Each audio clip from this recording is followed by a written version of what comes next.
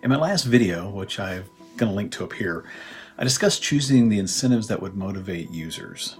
It was a little more focused on B2B or B2C scenarios. So I wanted to follow that up with some specific information about incentivizing employees. Oh, and hello and welcome to the channel, by the way. If this is your first time here, I'm glad you made it. If you feel that anything I'm providing is helpful, please make sure to share it with others and hit the like and subscribe button below. A little bit about me. My name is Brett Tadlock. I'm the Engagement and Content Manager for NextBee.com. It's the #1 provider of engagement platforms for nearly the past decade. So what I'm going to do today is I'm going to give you some direct insights on what's worked for our over 300 clients who's ranged from doctor's offices to Netflix. So let's talk about motivating and incentivizing employees. Giving every employee a raise and providing lavish company lunches each month isn't really possible for most companies. The good news is, though, if you're looking for ways to recognize and acknowledge your employees, it doesn't require breaking your bank account. And while it may be cliche, it's still true that there's, the thoughts that count. So there's straightforward, thoughtful gestures that have been proven to do wonders when it comes to expressing gratitude for your employees. So with that in mind, here are a few effective ways that your company can possibly reward your employees. The first way is to publicly recognize employees. Public recognition of an employee's efforts is one of the easiest and most effective ways to boost morale and productivity. By publicly recognizing employees, you not only acknowledge them, but also make them, and really by extension, everyone else, realize that they're truly valued. The next one is have a party. Order some meals or host a potluck for the office at regular intervals. If you want to have some extra fun, throw a surprise party. We've got people cutting cakes and hanging balloons for things like birthdays. I've conducted parties that were themed, with the most popular being a zombie escape room. It was a blast and really helped build the team, and we were able to let off some steam after completing some big projects. Parties are a great way to give everyone a break. It lets them relax, gets them a way to know everyone else on the various teams, so it's definitely a good thing. Give it a try. Now, while parties are a great way to thank a team, it's also nice to say a private thank you.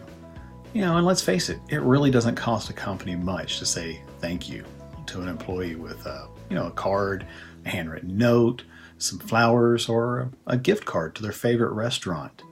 It's a quiet way to build loyalty and motivation. So on to the next one. Investing in the best equipment is investing in your employees. So make sure to provide your teams with better desks, chairs, give them the most updated computers and monitors you can afford. You see, by providing them with the best equipment and making sure to let them know they can inform you when they need an upgrade, or for them to tell you about any equipment or tech that would simplify their jobs, you'll make their work life easier and more enjoyable. And they know you're invested in their success because you're investing in them. So on to number 5. So give them a day off. You have someone that's worked their tail off for you, give them a paid day off, and don't make it count against their regular vacation days. Let them know the freedom to use this day whenever they want to. But encourage them to do something fun and relaxing with it. That way, they'll be grateful, they'll come back recharged and ready to take on new challenges. And it just makes everything go better.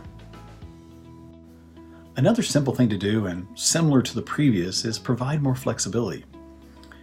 If it's feasible, allow your employees a flexible work schedule, or allow them to work from home on occasion. After evaluating workflow and the like, some companies have realized that they really only physically need everyone in the office 1 or 2 days a week. So they're able to give them the freedom to be flexible for the remaining days. Can you? Another thing you can do is provide extra services. Investing in professional services such as a nutritionist, a yoga specialist, a professional masseuse, a life coach, a personal trainer, or something along those lines will help your team become healthier mentally and physically, and productivity and employee retention will both usually increase quite a bit. Next, give them a break. Just a moment ago, I mentioned about providing an extra day off. Now, maybe with your company, that's simply not possible. But what about providing your people with a day where they can get their breaks or lunch doubled? Give them time to read a book, take a walk, go run errands, and other things. Could an extra 30 minutes or an hour make a real difference for them? Perhaps. And if so, it'll be really appreciated. Let's talk about gift cards for a second. It can be a bit costlier, but don't overlook the value of providing the occasional gift card. Yeah, some ideas can be one-time larger gifts, but others can be more affordable. Some ideas to try could be, maybe paying for a college class that's related to work, or an e-course subscription like to Udemy or Skillshare. Get them a free car wash and detailing. Maybe movie tickets or concert tickets. I've even heard of companies paying for a month of maid service for the homes of their top performers. So think outside the box. Make it something personal. Again, you're investing in keeping your employees. And finally, take time to observe the little things. If your organization has employees who are performing well and not complaining despite the fact they have large, demanding workloads, take the time to celebrate them and their accomplishments. It doesn't have to be a specific event, and it's probably best if it isn't. But instead, let them know they're amazing and that their amazing work speaks on its own. Take them out to lunch. Give them a thank you note. Every once in a while, here and there, little things like that. By doing so, you'll make these employees realize that you value their dedication and the hard work they put in.